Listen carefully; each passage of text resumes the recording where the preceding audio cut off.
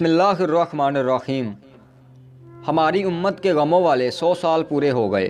امت مسلمہ کی پیٹھ میں چھرا گھونپے ہوئے 100 سال مکمل ہو گئے۔ معاہدہ لوزان جلد ختم ہونے والا ہے۔ ترکی اور شام میں آئے حالیہ زلزلے کسی خاص پیغام کی طرف اشارہ کر رہے ہیں۔ آئیں اس راز کو حدیث پاک کی روشنی سے جاننے کی کوشش کرتے ہیں۔ ایک دفعہ ایک صحابہ نے حضور صلی اللہ علیہ وسلم سے سوال کیا، آپ کی امت پر کشادگی کی مدت کتنی ہے؟ یعنی کتنے سالوں بعد امت پریشانی سے خوشی میں جایا کرے گی؟ ان صاحب نے 3 بار سوال کیا لیکن جواب نہیں دیا گیا۔ پھر سوال کریم رسول صلی اللہ علیہ وسلم نے فرمایا، سائل کہاں ہے؟ سائل لایا گیا تو فرمایا، تم نے ایک بڑی شے کے بارے میں سوال کیا ہے۔ میری امت کی کشادگی کی مدت 100 سال ہے، یعنی ہر 100 سال بعد ان پر خوشی آئے گی۔ اس سے پہلے پریشانیوں مصیبتوں میں گرے ہوں گے۔ ان صاحب نے عرض کیا، یا رسول اللہ صلی اللہ علیہ وسلم، اس کی کوئی نشانی ہے؟ فرمایا، ہاں، زمین میں ڈھنسنا، زلزلے آنا اور لوگوں پر شیطان کا آنا۔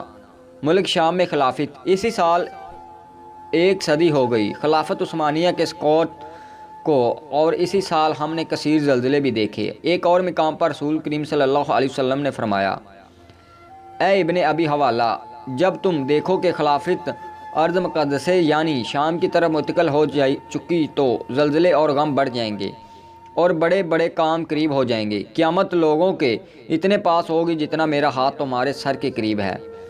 اس سال کثرت سے زلزلے، لوگوں کے غموں کا بڑھ جانا، کورونا اور سیلاب جیسے بڑے امور ظاہر ہو چکے ہیں۔ شاید یہ ملک شام میں خلافت قائم ہونے کا وقت قریب ہونے کا اشارہ ہے، کیونکہ روایت سے معلوم ہوتا ہے کہ جب امام مہدی آئیں گے تو ان سے پہلے بھی شام میں ایک خلیفہ آ چکا ہوگا، اور شام کے حالات انتہائی نازک ہیں، یعنی شب دجور کے ہولناک اندھیرے چھا چکے ہیں، اور اب سحر قریب ہے، کیونکہ ہر رات کی صبح ضرور ہوتی ہے۔